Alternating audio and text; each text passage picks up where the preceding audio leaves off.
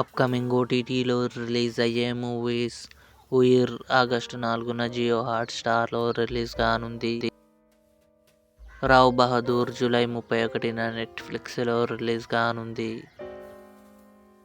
'Evil dead burn' August 4న Amazon prime వీడియోలో release కానుంది.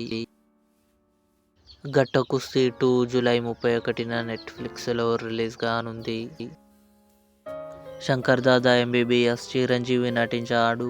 ఆగస్టు 22న థియేటర్లో రిలీజ్ కానుంది.